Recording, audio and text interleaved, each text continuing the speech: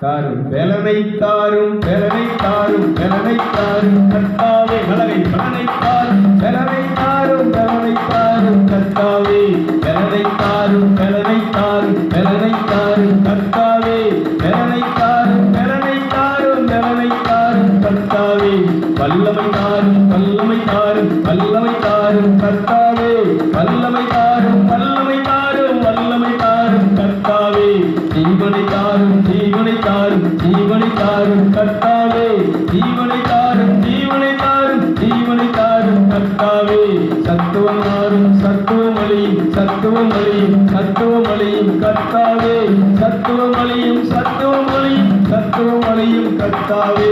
Praise the Lord. அப்ப நீங்க ஜெபம்னா என்னன்னு சொன்னா ஆண்டவர்கிட்ட போய் என்ன கேட்கணும்? சத்துவத்தை இதை மேற்கொள்ளக்கூடிய சக்தி எனக்கு தாப்பா, அது கிடைக்கிறது வரைக்கும் நீ என்ன செய்யணும்? காத்திருக்கு.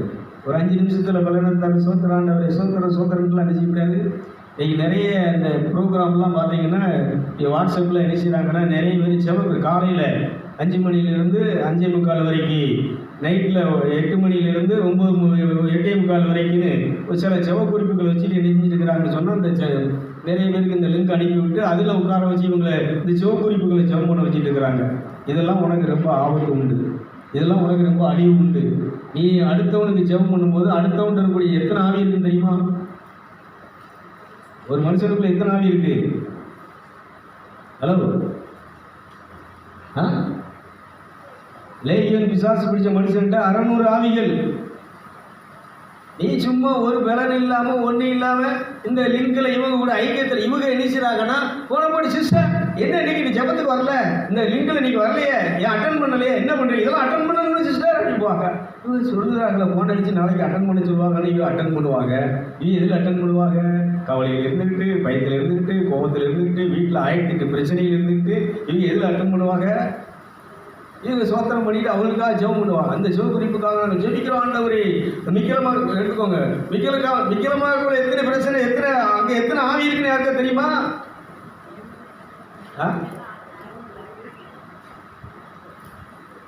ஹலோ.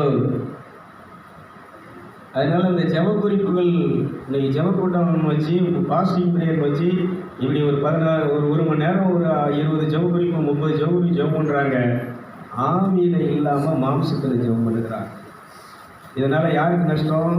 அதனால் ஊழியக்காரங்க பூரா பாருங்க, அவ்வளோ பேர் கஷ்டத்துலேயும் பிரச்சனையிலையும், குடும்பத்துக்குள்ள பிரச்சனை, பிள்ளைகளுக்குள்ள பிரச்சனை, அவங்க வாழ்க்கையே ஒரு பெரிய பிரச்சனை, கேள்விக்குரிய பிரச்சனையாக தான் இருக்கு நிறைய ஊழியக்காரங்களுடைய.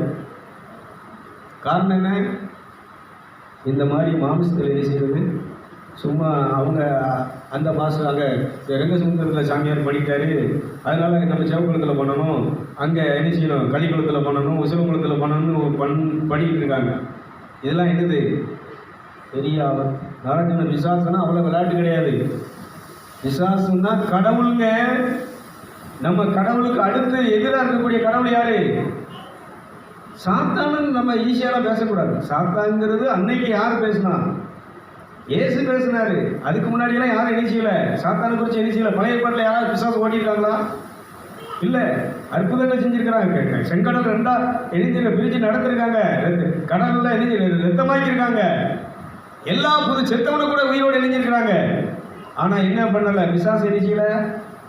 எல்லாம் பாருங்க, யாராவது பேய் ஓட்டியிருக்காங்களா? பைபிள் பாருங்க, இருக்காது. இயேசு வந்துதான் இந்த உலகத்தில் முதல்ல பரிசுத்த ஆவியாலே பிசாசுகளை பிறந்துக்கிறார். கைதுக்கிறோமா? நல்ல கருத்து.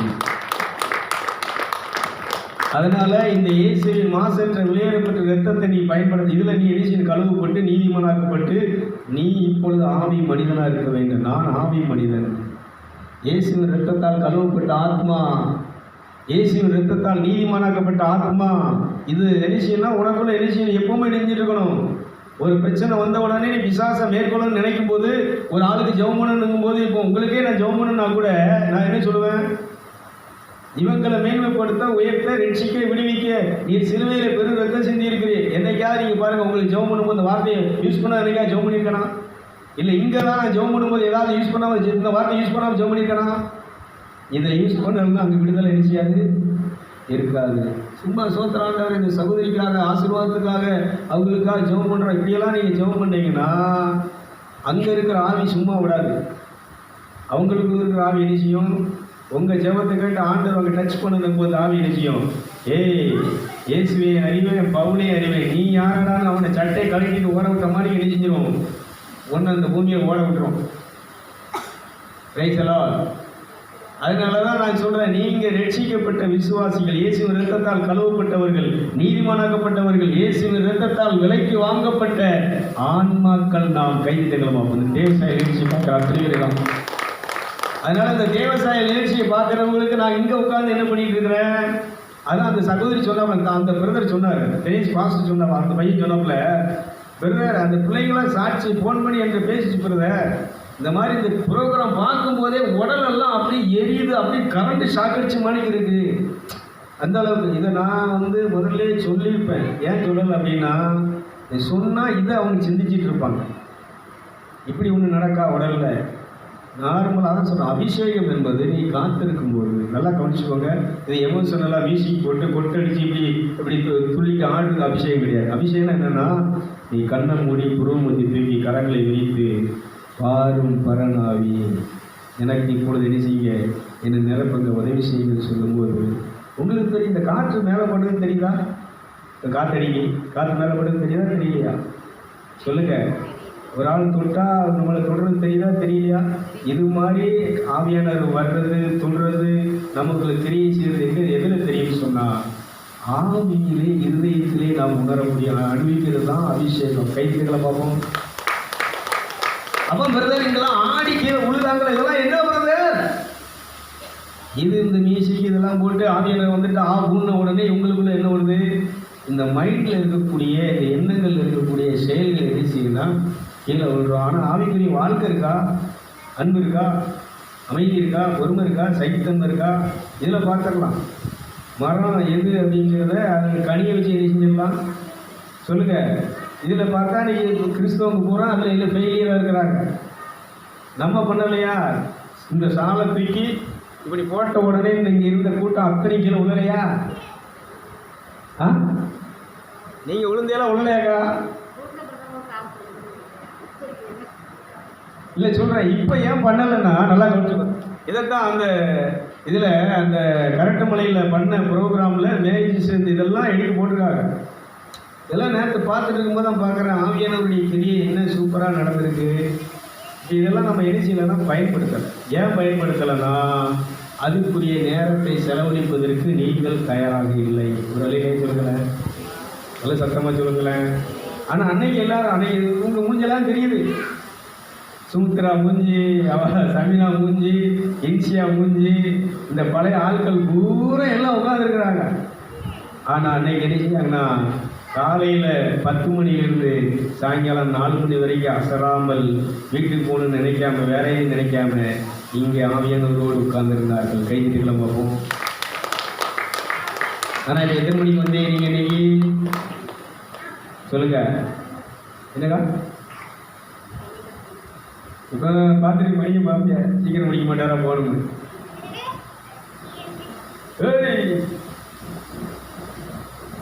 அதனால் நீங்கள் நல்லா கவனிச்சுக்கோங்க. இப்படி காத்திருந்து சும்மா எமோஷனலாக உடல் ரீதியாக உணர்ச்சிகளை இது பண்ணி ஒரு டென்ஷனாக பண்ணுறதில்ல. நீங்கள் உட்காந்து பெஸ்ட்டு மந்திரம் என்னென்னா, ஆவியானவரே வாரு ப்ளீஸ் எனக்கு என்ன செய்யும். இந்த பாட்டு இங்கே ஒரு பாட்டு பாருங்க. வாரும் பரநாவி திருவைகள் நல்லா கைது பாருங்க. வாரும் பரநாவி தாரும் திருவைகளை அடியார் இன்பம் அனல் கொண்டே அன்பை அன்பு அடியார் இன்பம் முன்னேறிய அன்பை அன்பை வந்து இன்பேரவே உம்மாவியா. இந்த ஒரு இதை உணர்ந்து திரும்ப திரும்ப இந்த ஒரு பல்லவி போதும். அடுத்து சத்திய ஆவியானவரே நித்திய பாதை எனக்கு நினைச்சிடும். பேசலாம். இப்படி இதை உணர்ந்து இதை திரும்ப திரும்ப இதை அனல் மூட்டி இந்த தீப்பிடி குழலை வச்சு விறகு வச்சு ஊதுன உடனே தீ என்ன செய்யும்? இந்த துருத்தியில் ஆசாரிய பாருங்க, அதை ஊதிக்கிட்டே இருப்பாங்க. காற்றை ஊத ஊத என்ன செய்யும்? கங்கு தீ இதாகிட்டு இரும்பு என்ன செய்யும்? பழுத்து அது தீயா மாறிடும். இது மாதிரி ஒரு பல்லவியை நீங்க அப்படி பாடி பாடி அனல் மூட்டி நீங்க அப்படி பற்றி எரிஞ்சு ஆவியில நிரம்பி அதுக்கப்புறம் ஆவியானவர் என்ன பேசுகிறாரோ, என்ன தூண்டுகிறாரோ, என்ன வார்த்தை கொடுக்கிறாரோ அதுல நீங்க என்ன செய்யணும்னு சொன்னா உங்களை நீங்க என்ன செய்யணும்? வழிநடத்தி விட்டுட்டு நீ சும்மா உட்காந்து இதுக்கு பேர் தான் எழுதுன்னு சொன்னா ஆவியிலே வழிநடத்தப்படுதல். வழியிலே சொல்றேன். அப்போ அந்த ப்ரோக்ராம் நான் பார்த்துட்டு இருக்கும்போது இந்த பிள்ளைகள்லாம் நல்லா கை வைத்து நிற்க வச்சுட்டு நான் பாடல எழுதியிருக்கிறேன். வெயிட் பண்ணு. இப்போ அதனால் நெருப்பு எரிசியும் கீழே தரையிலிருந்து உங்கள் மேலே எரிசியும் சுமுத்திராலாம் அப்படி சுற்றி அடிச்சிக்க பொத்துன்னு போய் விழுதா. நடந்துச்சா நடக்கலையாம்மா? இப்போ அதெல்லாம் என்னம்மா ஆச்சு? இப்போ அதுக்கு அவ்வளோ நேரம் நான் அதுக்கெல்லாம் என்ன செய்யறதில்ல, காத்திருக்கல. அந்த அபிஷேகம் இருக்குது. நீ என்ன செய்யணும்? நீ பெற்ற வரத்தை அந்த அபிஷேகத்தை தீ என டெய்லி அனல் மூட்டி பற்றி எரிய வைக்க வேண்டும். கைதுகளை பார்ப்போம்.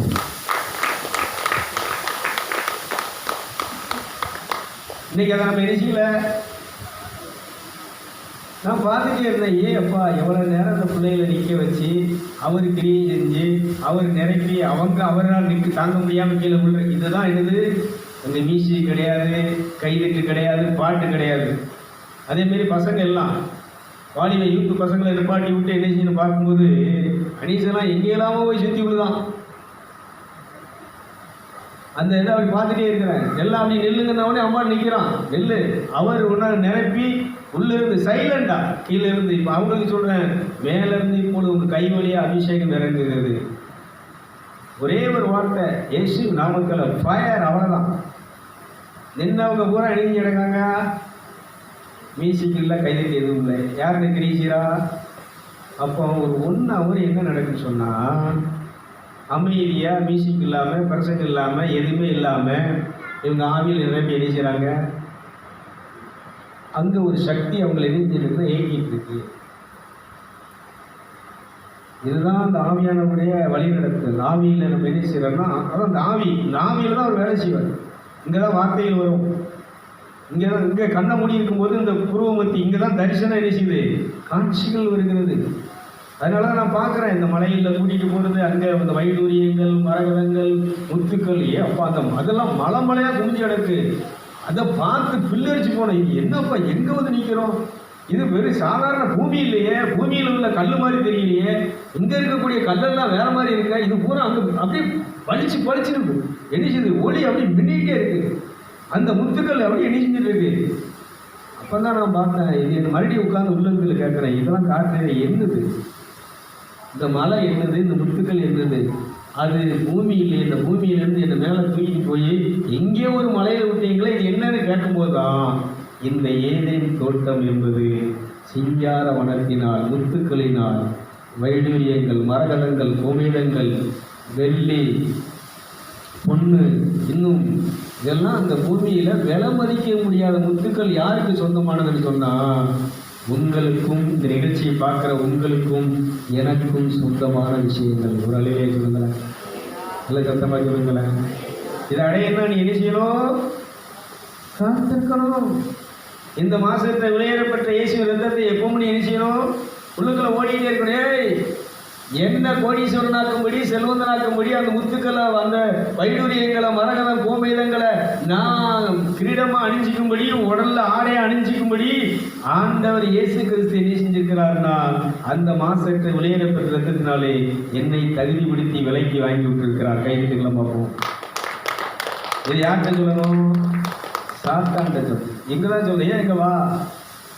கடவுள் என்னை எப்படி வச்சுக்கா தெரியுமா? இந்த ஒளிக்கு முன்னால் உன்னால் இருளாக்கி நீ என்ன செய்ய முடியாது, நிற்க முடியாது. வெளியேறி, கோபத்தின் ஆவியை வெளியேறி, வெறுப்பின் ஆவியை வெளியேறி, கவலையின் ஆவியை வெளியேறி, பயத்தின் ஆவியை வெளியேறி, வறுமையின் ஆவியை வெளியேறி, தரித்திரத்தின் ஆவியை வெளியேறி, என் முகத்தை அழகாக படைத்திருக்கிற, என்னை சௌந்தரியம் நிறைந்ததாக படைத்திருக்கிற தெய்வம் எனக்குள்ளே இருக்கிறார். கைது உனக்கு தான் சொல்ல. கைது ஞானமும் அழகும் நிறைந்தவராக கடவுள் என்னை படைச்சிருக்கிறார். வயிற்றிலிருந்து பெற்றதுதான் சபினா. ஆனா அந்த உயிர், இந்த அழகு, இந்த ஞானம் எல்லாம் யாரு தர்றான்னா இந்த உலகத்தை படைத்த என் பரமபிதா அப்பா கொடுக்கிறார். கைதிட்ட பார்ப்போம், நல்ல கைது. யார் சொல்லணும்?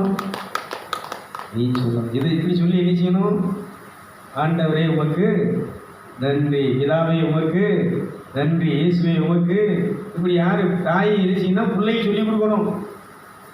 நீ இன்ஜினியரா படி, நீ டாக்டரா படி, எல்லாத்தையும் கொண்டு கொலை செஞ்சு கொலைகாரியா அந்த பூமியில வாழு.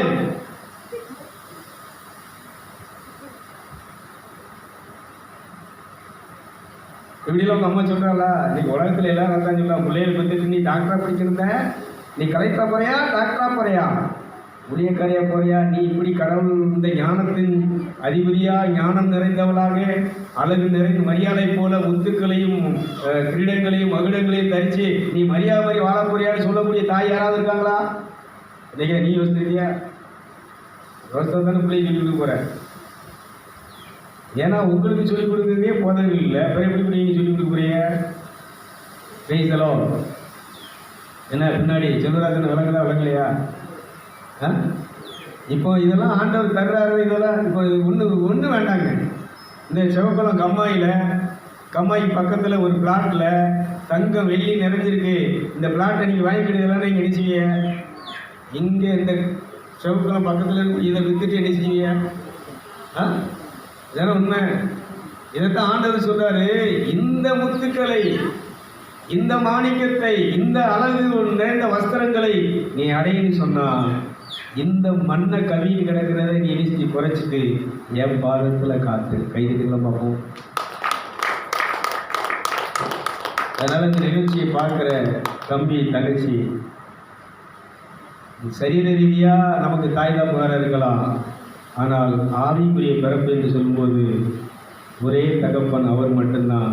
நாம் எல்லாம் ஒரே அண்ணன் தங்கச்சிகளாகத்தான் இருக்கிறோம். ஒரு அழிலே சொல்லுங்களேன். அதனால உனக்கு நான் யாரு? அண்ணன் தான். நீ எனக்கு யாரு தான்? ஆவிக்குரிய ரீதியா பார்த்தா நீ யாரு? மாமாலாம் கிடையாது. யாரு? தங்கச்சி. பேசலாம். ஒரு அழிலே சொல்லுங்களேன். இதாங்க ஆவிக்குரிய வாழ்க்கை. ஆவிக்குரிய வாழ்க்கைன்னு சொன்னா இப்படித்தான் நம்ம சிந்திக்கணும். மாம்ச சிந்தை என்ன செய்யக்கூடாது? வரக்கூடாது. என்ன சிந்தை வரணும்? ஆவியின் சிந்தை ஜீவனும் சமாதானம், மாமிச சிந்தை மரணம். அதனால இந்த நிகழ்ச்சியை பார்த்து கொண்டு இருக்கக்கூடிய உங்களுக்கு சொல்றேன், இதுக்கு நீங்க கோயிலுக்கு போகணுமா? இது கோயில் தேவையா?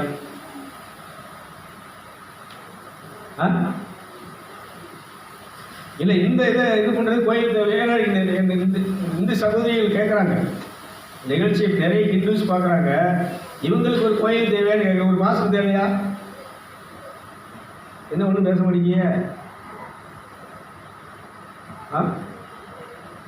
அப்போஸ்தலர் பணி 2ஆம் அதிகாரம் எடுங்க, 40ஆம் வசனமா. இந்த மாறுபாடான சந்ததியை விட்டு நீ விலகி வாசிங்க. அப்போஸ்தலர் 2:40. சரி வாசிமா, நான் அதை பிடிச்சிடுறேன். இன்னும் அநேக வார்த்தைகளாலும் சாட்சி கூறி மாறுபாடு உள்ள இந்த சந்ததியை விட்டு, இந்த மதத்தை விட்டு, இந்த மக்களை விட்டு விலகி உங்களை ரட்சித்துக் கொள்ளுங்கள் என்று புத்தி சொன்னார். யாரு? பேது. அப்ப நல்லா நீங்க கவனிச்சுக்கோங்க. அன்னைக்கு இருந்த அந்த எருசலேம் ஆலயம், ஆசாரியர்கள், மத வழிபாடுகள் எல்லாத்துலேயும் இருந்தவங்களை பார்த்தா அதில் இருந்தவங்க அவங்க தான் இவங்களை சிறையில் அடைச்சிருக்கிறாங்க. அவங்க தான் என்ன செஞ்சிருக்கிறாங்கன்னு சொன்னால், இவங்களுக்கு விரோதமாக எழுப்பி நிற்கும் போது அவங்கள்ட்ட சொல்கிறாரு, பேசுகிறாரு. அன்னைக்கு என்ன செஞ்சாங்கன்னா, இவங்க உபதேசத்தை கேட்டு 3000 பேர் இவங்களோடு சேர்க்கப்பட்டார்கள். கைதுக்கு என்ன செய்வோம் இருந்துச்சா? ஆபிரகாம் எங்கேயா கோயிலுக்கு போனாரா? ஈசாக்கு எங்கேயா கோயிலுக்கு போனாரா? எல்லாரும் அவங்க ஒரு பலிபீடத்தை கட்டி பலியிட்டு தேவனை தொழுது கொண்டார். நீதிபதிகள், இப்போ ஞாபகம், நீதிபதிகள் 6வது அதிகாரம் 27ஆம் வசனத்தை நீங்கள் பார்த்தீங்கன்னு சொன்னால், விக்கிரக தோப்புகளை நீ வெட்டி எரிஞ்சிருப்பார். அன்னைக்கு 7 வருஷமா இஸ்ராயல் மக்கள் மீதியானியர்களுக்கும் ஆமோனியர்களுக்கும் மோவாபியர்களுக்கும் எப்படி இருக்கிறாங்கன்னு சொன்னால் அடிமையாக இருக்கிறாங்க. இந்த இஸ்ராயல் மக்கள் என்ன செஞ்சிட்டாங்கன்னா ஆண்டவரை மறந்துட்டு ஆண்டவருடைய அந்த வழியில் நடக்கிறத விட்டுட்டு இவங்க மனம் போல வாழ ஆரம்பித்த உடனே இவங்க எப்பப்பெல்லாம் இவங்க இஷ்டத்துக்கு வாழ்கிறாங்களோ, மாம்சத்தின்படி வாழ்கிறாங்களோ, மாம்சத்தின்படி வாழ்கிறாங்களோ, அன்னைக்கு ஆண்டவர் இணைஞ்சிருவாங்க, இவங்களை கைவிட்டுருவார், எதிரிக்கு ஒப்படைச்சிருவார். அப்படி என்ன செஞ்சாங்கன்னா 7 வருஷம் இந்த இஸ்ராயல் மக்கள் இந்த மீதியானியர்களுக்கு அடிமையாக இருக்கிறாங்க. இவங்களை இவங்க பயிர் வைப்பாங்க, கோதுமையை விதைச்சி கோதுமை விளைஞ்சிருக்கும். இவங்க அறுக்க விதைச்சவங்க பயிர் வச்சவங்க அந்த பயிர் எடுக்க முடியாது. யார் எடுத்துட்டு போவா? இந்த மோவாபியர்கள், ஆமோனியர்கள் எடுத்து போயிடுவாங்க, அறுத்துட்டு போயிடுவாங்க. அடுத்தாப்புல நீங்கள் பார்த்தீங்கன்னு சொன்னால் ஆடு மாடு நீங்கள் வீட்டில் வளர்த்து நல்லா நிறைஞ்சி தொழுப்புறம் இருக்கும், கரெக்டாக வருவாங்க, தொழுவை திறந்து ஆட்டாய் மாட்டை எரிஞ்சு போயிடுவாங்க. பஜ்ஜி போயிடுவாங்க. யாரும் எரிச்ச முடியாது, கேட்க முடியாது, விட்டுட்டு போடலாம், எரிச்ச முடியாது, சொல்ல முடியாது. நல்ல அழகான பிள்ளைகளை பெற்று கல்யாணம் முடிச்சு தன்னுடைய மாமன் மோனை கட்டி கொடுக்கணும்னு நினைச்ச பையனை கட்டி கொடுக்கணும்னு நினைச்சிட்டு இருப்பாங்க. அந்த பிள்ளையை அவங்க எரிஞ்சிட்டு போயிடுவாங்க. ஏய் இந்த பிள்ளைங்க வா, எங்கள் விட வண்டியில் ஏறு, உங்கள் கழுத்துல ஏறு வா அப்படின்னு கூட்டிகிட்டு போயிடுவாங்க. உங்கள் பிள்ளையை நீங்கள் வளர்த்தாலும் நீங்கள் எரிஞ்சிருக்க முடியாது. இப்படி 7 வருஷமா இந்த மோவாபியர்களும் ஆமோனியர்களும் இந்த இஸ்ராயல் மக்களை என்ன செஞ்சாங்கன்னா அடிமைப்படுத்தி இவங்க உழைப்பாங்க, இவங்களை எடுக்க விட மாட்டாங்க. இப்போ ஆண்டவர் என்ன செய்றாருன்னா கிதியோனுக்கு தூதனை விட்டு தரிசனமாகி பராக்கிரமசாலியே கிதியோனே அப்படிங்கிறார். இது என்ன சிந்தனா? ஆவிக்குரிய சிந்தை. ஒரு அழிலே சொல்லுங்கள மாம்ச சிந்தை. அப்போ தான் அவர் கேட்குறாரு, கடவுள் எங்களோடு இருந்தால் எங்கள் பட்சத்தில் இருந்தால் நாங்கள் ஏன் மீதியானதுக்கு அடிமையாக இருக்கணும்? எதுக்கு இவங்களுக்கு பயந்து? அப்போ அன்னைக்கு கிதியோன் என்ன செய்கிறாருன்னா அந்த கோதுமையை நைட்லேயே அறுத்து வீட்டுக்கு கொண்டு போயிடணும். பகல் இல்லைன்னா அவங்க எரிஞ்சிட்டு போயிடுவாங்க, அறுத்துட்டு போயிடுவாங்கன்னு காத்திருக்கும் போது ஆண்டவர் இதை பேசுகிறாரு. அப்போ தான் சொல்கிறாரு, இந்த இஸ்ராயல் மக்களை வழிநடத்தும்படி நான் உன்னை தலைவனாக ஏற்படுத்துகிறேன், உன்னோடு நான் இருப்பேன் அப்படின்னு சொல்லிட்டு அப்போ தான் சொல்கிறாரு, இந்த 7 வருஷமா என் பலிபீடம் இடிஞ்சு தகர்ந்து கிடக்கு, என் பலிபீடமே இல்லை, பாகால் பலிபீடம் இருக்கு. இந்த பாகால் பலிபீடத்தை நீ இன்னைக்கு போய் இடித்து தகர்த்துட்டு அவங்க பலி செலுத்த முடியாதபடிக்கு அதை ஒன்றுமில்லாமல் அழிக்கிட்டு அந்த பலிபீடத்துக்கு முன்னால் இருக்கக்கூடிய மரங்களை எல்லாம் தோப்புகளை எல்லாம் அழிச்சிட்டு அதே பக்கத்தில் எனக்கு வழிபாடு செலுத்தும்படி இந்த மாதிரி மாட்டை பலியிட்டு நீ எனக்கு தொழுகை பண்ணும்படி அதை சரி பண்ணுன்னு சொல்லுவார்.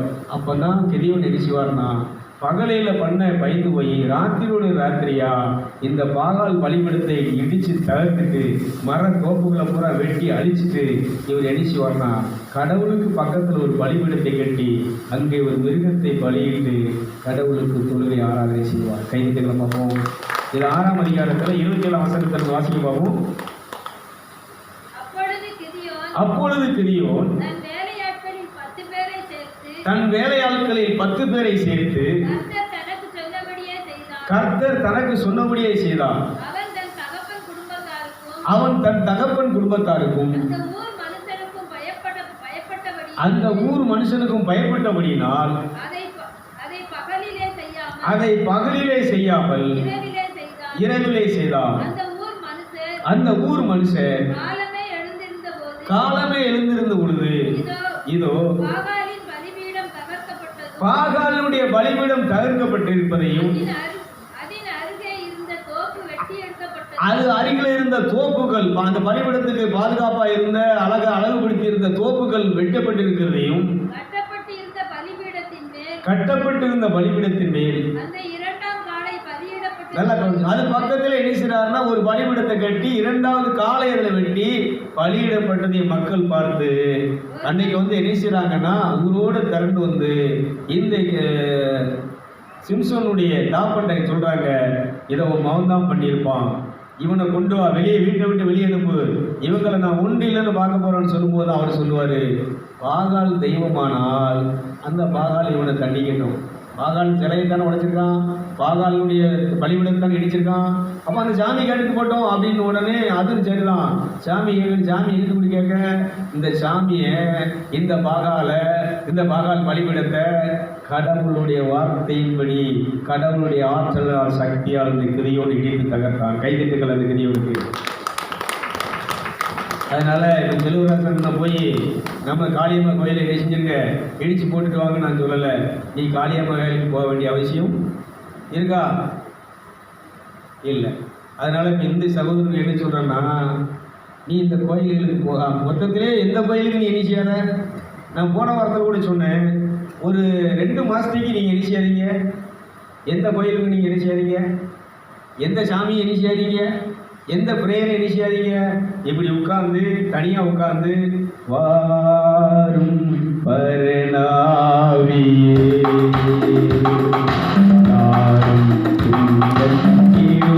நல்ல கைதி வாரும் பரணா நல்ல கைதி தாரும் திருமைகளை சத்திய ஆவியானவரே நித்திய பாதையை காட்டிடுமே. சத்திய ஆவியானவரே நித்திய பாதையை காட்டிடுமே. பாவியாகின்றும் கருமை தாழ்வு ஆக்குமை கண்கள் திறந்திடுமே இந்தேரமே. என்ன பண்ணுங்க, ஒரு 2 மாசத்துக்கு நீங்க தனியா உட்கார்ந்து இப்படி யாரை கூப்பிடுங்க, ஆவியானவரை கூப்பிடுங்க. இந்த இயேசுவின் மாசற்ற விளையாடப்பட்ட ரத்தத்தை என்ன செய்யுங்க, நீங்க இதை சிந்தினது உண்மையானா இயேசுவே வாரும். கத்தோலிக்க சபையில நான் அந்தோனியார் மாதா மந்தாட்டு, சூசைப்பேர் மந்தாட்டு, அந்தோனியார் மந்தாட்டு, செபஸ்தியார் மந்தாட்டு, சாட்சியார் மந்தாட்டு, இன்னும் நிறைய புனிதர்களுடைய இதுகளை என்ன செஞ்சவன்னா மன்றாடி உட்கார்ந்து காத்திருந்தவன். அன்னைக்கு ஒரு நாள் என்ன செஞ்சேன்னா, நீ எல்லாத்தையும் ஸ்டாப் பண்ணிட்டு எல்லாத்தையும் நிறுத்திட்டேன். நீ உண்மையான இயேசுவாய் இருந்தால், உண்மையிலே இவங்க சொல்ற மாதிரி நீ தான் என்னை ரட்சிக்கிறதுக்கு ரத்தம் சிந்திருக்கிறதுன்னு சொன்னா, நீ இன்னைக்கு எனக்கு தோன்றி எனக்கு காட்சி அளித்து எனக்கு இந்த உண்மையை பற்றி பேச வேண்டும். அப்படி உட்காரும் போதுதான் அன்னைக்கு உடனேலாம் உட்காந்து ஒரு மணி நேரம் உட்கார்ந்தா, அரை மணி நேரம் உட்கார்ந்தெல்லாம் நடக்காது. 7 மணிக்கு உட்கார்ந்தேன். நைட்டு ஒரு மணிக்கு அந்த ஒளி என்னை நோக்கி வந்து என்னை ரட்சித்தது, என்னை என்ன செய்தது, என் ஆவியை மூடிக்கொண்டது. கைதட்டலாம், கைதட்ட மாட்ட முடியும். இயேசுவே வாரம்னா இப்படி தாடி வளர்த்து இந்த இவங்க படம் வச்சு படத்தில் இருக்கிற மாதிரி இயேசு என்ன செய்ய மாட்டார். கோயிலில் இந்த சிறுவத்தில் இருக்கிற மாதிரியெல்லாம் அந்த உருவத்திலலாம் இயேசு என்ன செய்ய மாட்டார். இயேசு எப்படி இருக்கிறாரு, ஒளியாக இருக்கிறார். ஒரு வழியிலே சொல்லுங்களேன், என்னை எப்படி சந்திச்சாருன்னா அந்த ஊழியர் தான் சந்திச்சார். இன்னொரு முறை என்கிட்ட இந்த ஊழியம் பண்ண போறே, எதுக்காக பண்ண போறேன்னு விளக்கு கேட்டார். அந்தோனி குருஸ் ஃபாதர் மாதிரி. அந்தோனி குருஸ் ஃபாதர் எனக்கு நல்ல ஒரு பழக்கம், இன்னொன்று நல்ல என்ன பேசக்கூடிய ஆள் தான். அப்போ அவர் மாதிரி வந்து பேசுகிறாரு. அப்போ அவர் வந்து என்ன சொல்கிறாருன்னா, என்னப்பா ராஜி என்னடே அப்படின்னு என்ன இப்படிதான் கூப்பிடுவார். இவங்க கூட துறப்பாதர் இருக்கும்போது அவர் களமொழியில் இருந்தார். அடிக்கடி இங்கே வருவார், நானும் அங்கே போவேன். இப்படியெல்லாம் பழக்கம் உண்டு. அப்பவும் சொல்லுவார், என்னடே ராஜி எப்படி இருக்க, என்ன எப்படிலாம் போகுது அப்படின்னு நல்லா பேசக்கூடியாரு. துறப்பாதர், ஒரு அண்ணாசாமி, அடுத்தாப்புல ஜெயபாலம் ஃபாதரு, அந்தோனி குருஸ் ஃபாதரு, ரெக்ஸு, நம்ம இதில் பங்கில் முதல் அவர் ரெக்ஸு, இவங்கெல்லாம் எனக்கு நல்லா என்ன செஞ்சாங்கன்னா அந்த இதில் பூசைகளை எனக்கு வந்து இது பண்ணுறதுல ஹெல்ப் பண்ணாங்க. அண்ணாசாமியெல்லாம் அங்கேருந்து என்ன செய்வார், 2 மணிக்கு கழுவுலேருந்து வந்து இங்கே நமக்கு பூசை வச்சுட்டு அப்புறம் 2 பேருக்கு திருவங்கடத்துக்கு என்ன செய்வோம். அவர் அங்கே 6 மணிக்கு பூசைக்கு போகணும். அப்போ நான் பைக்கில் கூட்டிகிட்டு போய் அங்கே பூசை வச்சு இப்படி தான் வருவோம். இப்படி இந்த சாமியார்களுடைய அந்த இதில் நான் முதல்ல நல்லா தான் இருக்கேன். சின்ன பிள்ளைகளில் பார்த்தீங்கன்னா இந்த மாதிரி பிள்ளைகளாக இருக்கும்போது கோயிலில் தான் பூசைக்கு உதவி செய்கிறது கூட நான் தான் நிற்பேன். அப்போ வீட்டிலலாம் இருக்க மாட்டேன். என்னை கொண்டு இணைஞ்சிட்டாங்கன்னா கோயிலில் மடத்தில் கான்வென்ட் விட்டாங்க. அந்த ஹாஸ்டலில் இருந்து அப்படி படித்தேன். இப்படி தான் இணைஞ்சனே வாழ்க்கை ஓடிச்சு. அதனால தான் அந்த பக்தி, இந்த ஆசிரியனுடைய இது வந்து எனக்கு ரொம்ப ஒரு பிடிப்பாக இருந்தது. சாமியார்களோட ரொம்ப அட்டாச்மெண்ட்டாக இருந்தது. அப்போ அவர் வந்து கேட்குறேன், என்னடே நீ இந்த ஊழியம் செய்ய போகிறேன், என்ன இதில் ஊழியம் பண்ண போகிறேன் அப்படின்னாரு. நாங்கள் ஊழியம் பண்ணதுலாம் உங்களுக்கு கிண்டலாக தெரியுதா? இல்லைப்பா, நான் ஒரு சந்தேகம், ஒரு டவுட்டு, என்ன நீ என்ன இதில் ஊழியம் பண்ண போகிற அப்படிங்கிறத கேட்குறதுக்காக தான் கேட்குறேன். ஒன்று பேருக்காக செய்கிறாங்க, பணத்துக்காக செய்கிறாங்க, பல வழிகளில் பல விதத்தில் ஊழியம் செய்கிறாங்க. நீ எதுக்காக செய்ய போகிறன்னு போதுதான் இந்த சுவிசேஷம் அறிவிப்பது, நற்செய்தி அறிவிப்பதும், நல்ல செயல்களை செய்ததும் என் மேல் விழுந்த கடமை. கைதட்ட மட்டும் என்ன ஜெலுவராஜனை உங்களுக்கு கடமை இருக்கா இல்லையா? இது உங்கள் மேலே விழுந்த கடமை.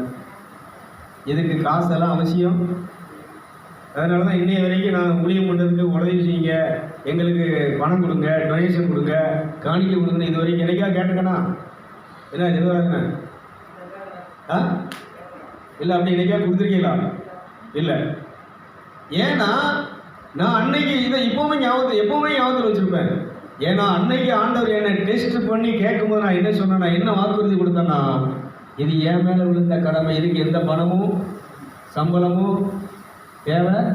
அப்போ ஜெயபாலா மாதிரி கேட்டார், நீ இப்படியெல்லாம் நல்லா ஊழியம் பண்ணுறப்பா, நான் சப்ஸ்கிரிப்ட் சொல்லி திண்டிவனத்தில் ஒரு 3 வருஷம் படிக்க வச்சு ஒரு மாதம் ஒரு 5000 6000 சம்பளம் கிடைக்கும், நீ இந்த கோயிலில் வேதியராக நினைச்சிக்கலாம், ஊழியம் பண்ண ஏற்பாடு பண்ணுதேன், நீ இதை விட்டுரு அப்படின்னாரு. நான் என் உயிரை வேணாலும் விட்டுருந்தேன் சாமி, இந்த நற்செய்தி அறிவிக்கிறதையும் இந்த நல்ல செயல்களை செய்கிறதையும் நான் என்ன செய்ய மாட்டேன். ஏன்னா அவர் இருக்கும்போதெல்லாம் ஐகேம், மெடிக்கல் கேம்ப், சித்தா இந்த இதுக்கெல்லாம் அவர் வந்திருக்கிறார் தலைமை தாங்கிறதுக்கு. பிறப்பாக இருக்கும்போது ஏகப்பட்ட ப்ரோக்ராம் பண்ணியிருக்கிறோம். அப்போ சொன்னேன், இது என் மேலே விழுந்த கடமை ஃபாதர், அதனால தான் பண்ணுறேன், இதுக்கு எனக்கு காசு வேண்டாம், சும்மா வேணால் நீங்கள் எங்கே வேணாலும் சொல்லுங்கள், போய் சொல்லுங்கள், அங்கே போய் நான் நெஞ்சிட்டு வரேன். நான் அண்ணாசாமி கூட்டிகிட்டு போகிறாரு, அவர் பூஜை வைப்பார், நான் ஜெபக்கூட்டம் நடத்துவேன், மக்களுக்கு நோய்களுக்காக ஜெபம் பண்ணுவேன், பேய்கள் ஓட்டுறது இந்த மாதிரி ஜெபங்களை பண்ணுறதெல்லாம் பண்ணிட்டு இருக்கிறோம், இது மாதிரி பண்ணிக்கிடுவோம் அப்படின்னு. அப்போ தான் அவங்க சொல்லும்போது அவர் நெருப்பாக மேலே போகிறார். நல்லா கவனிச்சுக்கோங்க, ஒரு ஃபாதர் மாதிரி வந்து கேள்வி கேட்டுட்டு அப்புறம் எனக்கு ஒரு டவுட்டு, அது யார்கிட்ட கேட்கணும்னு தெரியலங்கும் போது தான், உனக்கு மேலே கேட்டால் தெரியுமாப்பா அப்படின்னு சொல்லிட்டு இவருக்கு எப்படின்னு திரும்பி பார்த்தா சாமியார் நினைச்சிடாருன்னா அப்படி மேலே கொஞ்சம் தூரம் மேலே பறந்த மாதிரி போயிட்டு அதுக்கு மேலே நெருப்பா அப்படி போகிற. ஐயோ இயேசுவே, நீர்லாம் வந்திருக்கிறீர், அந்தோனிகுஸ் பாதம்லாம் சொல்லி நான் மதிப்பெல்லாம் நினைச்சிட்டேன், ஒரு கோபத்தில் ஒன்று பேசிட்டேன் அப்படின்னு ஒரு ஆசீர்வாதம் போட்டு அப்படி நல்லா இருக்கு. அவ்வளோ. அதனால் இயேசுநாதர் எப்படி வருவார், நிகழ்ச்சியை பார்க்குறவங்களுக்கு என்ன செய்யலாம்னு இந்த மாதிரி சிலர் கதை விடுவாங்க, ஆண்டவர் வந்தார், இப்படி தாடி வச்சுட்டு வந்தார், இப்படி மணிக்கணக்காக என்கிட்ட எழுதிச்சாரு பேசணும், அப்படியெல்லாம் பேசணும். இதுதான் ஒரு சில இதுகளை பேசும்போது உள்ளுணர்வுன்னு பேசுகிறாரு. அன்கான்ஷியஸ் நிலையில் மயங்கி சுயநினைவு இல்லாமல் மனமற்ற நிலையில் இருக்கும்போது காட்சியின் வழியாக ஒரு ஒரு நிகழ்ச்சியை ஒரு இது என்ன ஒரு வெளிப்பாடை கொடுத்து என்ன பேசலாம். இதாங்க உண்மை. எனக்கு நான் என் வாழ்க்கையில் இந்த தரிசனங்கள், கடவுளோட உள்ள இந்த சத்தம், இந்த இதெல்லாம் கேட்கறது, இந்த விஷயங்கள் தான். அதனால் கடவுள் என்ன செய்வார்னா காட்சி தந்து பேசுவார், இப்படியெல்லாம் உள்ளத்தில் உணர்த்தி என்ன செய்வார்னா பேசுவார். இந்த பைபிள் வார்த்தையை தான் இந்த இதை சொன்ன இதை பேசணும்னா இதுக்கு ஆதாரம் என்னன்னு பார்த்தா கிரியனை எடுத்துக்கூடா அப்படிங்கிறாரு. இதை கேட்குறேன். இந்த இந்து சகோதரிகள், இந்த பிரதர்ஸ் இவங்கெல்லாம் இந்த ப்ரோக்ராம் பார்த்துட்டு நாங்கள் ஹிந்துஸ் தான், ஆனால் இந்த ப்ரோக்ராம் பார்க்கும்போது எங்களுக்கு அந்த உண்மை என்னன்னு தெரியுது, கடவுள் தான் என்னன்னு தெரியுதுன்னு பார்க்கும்போது எங்கள் உடலெல்லாம் அப்படியே சிலுக்கு. ஒரு பொண்ணு சொன்னாலும் நான் 10 வருஷமும் ஒரு சர்ச்சைக்கு போகிறேன், ஆனால் எனக்கு இப்படியெல்லாம் யாரும் என்ன செய்யலை, சொல்லிக் கொடுக்கல, ஆனால் இவர் ப்ரோக்ராம் பார்க்கும்போது நிறைய எங்களுக்கு என்ன செய்ய விஷயங்கள் தெரியுது. அதனால் அவர் ஃபோன் நம்பர் கொடுங்கன்னு நினச்சி எங்களை கேட்டுவாங்க. நான் சொன்னேன், ஐயா இந்த ஃபோனுக்குன்னெல்லாம் போட்டு பேசுகிற அளவுக்கு நான் என்ன இல்லை, ஃப்ரீயா இல்லை. இன்னொன்று பதியாத ஒரு ஃபோன் வந்து நான் முதலில் நினைச்ச மாட்டேன். இந்த ஆரையும் மாரி நேரத்தில் அடிச்சுட்டே இருக்க ஃபோனை பார்த்தேன், பேர் பதிஞ்சு வைக்கலையா, என் பாட்டில் நினைச்சிங்க பஸ்ஸில் பார்த்து பாக்கெட்டில் அப்படியே இது பண்ணி போட்டு பாட்டு உட்காந்துருக்கேன்.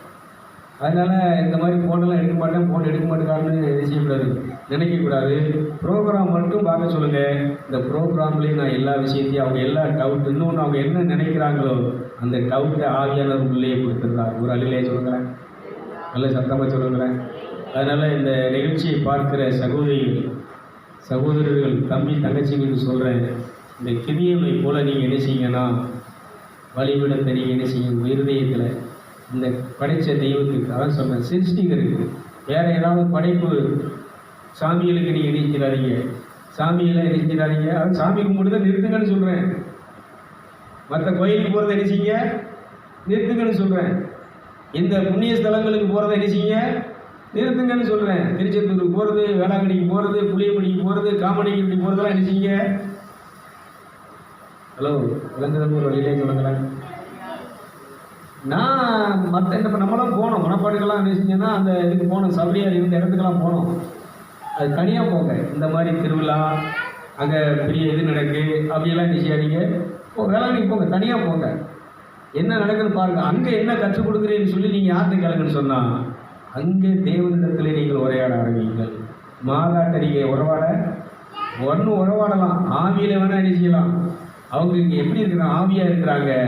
அவங்க பரலோகத்திலே முத்துக்களை, வைடூரியங்களை, மரகதம், கோமேதம் போன்ற வெள்ளி பொன்னை வஸ்திரமாக தரித்து, ஒளியை வஸ்திரமாக தரித்து அவர்கள் ஆன்மீக உலகத்துக்களை அந்த பரலோக ராட்சியத்திலே வாழ்ந்து கொண்டிருக்கிறார்கள். கைதுகளை பார்ப்போம். எங்க இல்லை? வேளாங்கண்ணியில் சொல்லுங்க. இல்லை, இதுக்கு பதில் சொல்லுங்க. இருக்காங்க அப்படின்னு இதை ஆதாரம் கூட நான் ஏற்றுக்கிறேன். ஏற்றுக்க தயாராக. அதாவது உண்மை நல்லது யார் வழியாக வந்தால் நான் ஏற்றுக்க தயாராக இருக்கிறேன். நான் கேட்குற இந்த கேள்விக்கு நீ யாராவது பதில் சொல்லு கேட்குறேன். அன்னைக்கு இயேசுவே சொல்றாரு, மேலே இருந்து யாரும் கீழே வந்து நற்செய்தி என்ன செய்ய முடியாது, அறிவிக்க முடியாது. இந்த பூமியில் உள்ளவங்க தான் என்ன செய்ய முடியும், அப்போ அங்கே அற்புதமாக நடக்கும். இந்த உலகத்தின் தெய்வம் அவனும் என்ன செஞ்சிருக்கிறான்னா, அழகு நிறைந்தவன், ஞானம் நிறைந்தவன். யாரால் படைக்கப்பட்டவன்னா இந்த பிதாவாகிய தேவனால் படைக்கப்பட்டவன். ஒரு அலையிலே சொல்லுங்களேன். அதனால இந்த நிகழ்ச்சியை பார்க்குற யாராக இருந்தாலும் சரி, நீங்கள் ஒரு பெண்ணிகா சபைக்கே போகிறத நினைச்சிங்கன்னு சொன்னால் ஒரு 2 மாதத்துக்கு நிறுத்துங்கன்னு சொல்கிறேன். நிறுத்திட்டு நினைச்சிங்க இப்படி உட்காந்து தனியாக ஒரு 2 மாதத்துக்கு நீங்கள் யாரோடு நீங்கள் தனியாக நினைச்சி ஆரம்பிங்க. பிதாவாகிய தேவனோடு, இயேசுவோடு, பரிசுத்தாவியோடு நினைச்சிங்க, தொடர்புகள் ஆரம்பிங்க. இந்த 60 நாளையில் அந்த தேவனை நீங்கள் தரிசிப்பீர்கள். அவர் பேசுகிறத கேட்பீங்க. அவர் வழிநடத்துறத உங்களால் என்ன செய்ய முடியும் சொன்னால் பார்க்க முடியும். தேவையில்லை, 2 மாதம் தேவையில்லை. ஒரு 21 நாள் ஒழுங்கா, ஒரு காலையில் ஒரு 2 மணி நேரம், நைட்டில் ஒரு 2 பகலில் உங்கள் வேலையில் உங்கள் கடமையில் செய்யுங்க. வேலைக்கு போகண்டான்னு சொல்லலை, ஆனால் எங்கே போகாமல் படிக்க காலேஜுக்கு போகண்டான்னு சொல்லலை. எங்கே போகண்டான்னு சொல்லுறேன்னா, இந்த பாஸ்டர்கிட்ட போகாதீங்க, கோயிலுக்கு போகாதீங்க, மந்திரவாதிகிட்ட போகாதீங்க, போலீஸ் ஸ்டேஷனுக்கு போகாதீங்க, கோர்ட்டுக்கு போகாதீங்க. வக்கீல்கிட்ட போகாமல் இருக்கிறவன், கோர்ட்டுக்கு போகாமல் இருக்கிறவன், போலீஸ் ஸ்டேஷனுக்கு போகாமல் இருக்கிறவன், சாமியார்கிட்ட போகாமல் இருக்கிறவன், டாக்டர்கிட்ட போகாமல் இருக்கிறவங்க எல்லாரும் வாக்கியவான்கள். விளங்கல் முறையிலே சொல்லுங்களேன், நல்ல சத்தமாக சொல்லுங்களேன். எப்படி? உண்மையா தப்பா? ஏன்னா இவங்க எங்கிட்ட வாங்கன்னு கூப்பிட்டு ஒரு கோயிலுக்கு போகிறது நல்ல விஷயம்தான். இவங்க என்ன செய்கிறாங்கன்னா, கோயிலுக்கு போன உடனே நம்மளை அதுக்கு கொடுங்க, இதுக்கு கொடுங்க, அதை பண்ணுங்க, இதை பண்ணுங்க, இந்த சடங்கை பண்ணுங்க, அந்த சடங்கை பண்ணுங்க, இந்த செவ்வொறி பண்ணுங்க, உபவாச கொடுத்துக்கு வாங்க, முதல் செவத்துக்கு வாங்க. இவங்க என்ன பண்ணுறாங்கன்னா, மத வழிபாட்டுக்கு நேரத்தை போக்குறாங்க. கடவுளோடு நம்ம நேரம் செலவழிக்கிறது நம்மளை என்ன செய்யல. சொல்லுங்களேன். இப்போ நான் பேசிக்கிட்டு இருக்கும்போது நீங்கள் எதில் கேட்டுட்டு தான் இருக்கணும். நான் பேசுகிறது தான் கேட்கணும். நீங்கள் என்ன செய்ய முடியாது, கடவுளோடு என்ன செய்ய முடியாது. இப்போ அடுத்து நான் என்ன செய்வோம், நான் ஜெபத்தில் வழி நடக்கும் போது தான் நீங்கள் யாரோட உட்கார முடியும். அப்போ இந்த நேரத்தை நம்ம என்ன செஞ்சுட்டு இருக்கிறோம், இது தேவை தான். ஆனால் இதை விட 1000 பிரசங்கத்தை விட ஆண்டவுடைய பிரசனம் மேலானது. கைதிகளை பார்ப்போம். ஒரு பாஸ்டர் இப்படி சொன்னால் யாருக்கு நட்டம்னா எனக்கு தான் நட்டம். நீங்கள் வர வேண்டாம்னா, நீங்கள் வரலன்னா யாருக்கு நட்டம் சொல்லுங்கள். எனக்கு தான் என்னது. இன்னைக்கு வரக்கூடிய உண்டியல் காணிக்க நிச்சயாது வராது. அப்புறம் இந்த வாரம் என்னத்தை செலவழிக்கிறது? நான் தான் சொல்கிறேன், நான் அவருக்கு வேலை செய்யும். அவர் என்னை போஷித்து கொண்டிருக்கிறார், நடத்தி கொண்டிருக்கிறார். கைதுகளை பார்ப்போம். இது எல்லா ஊழியர்களுக்கும் வரணும். காணிக்கை நம்பி இல்லை.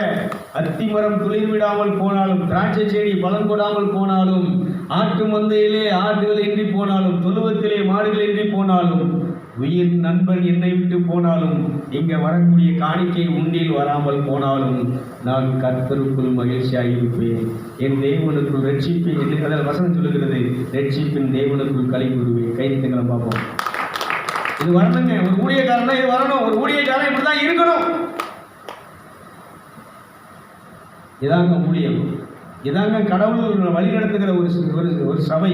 இந்த சபை எடுத்துக்கொள்ள தான் யார் வர்றா? இயேசுவானவர் உலகத்துக்கு வருகிறார். பேசலாம். வேற ஏதாவது உங்களுக்கு டவுட் இருக்கா?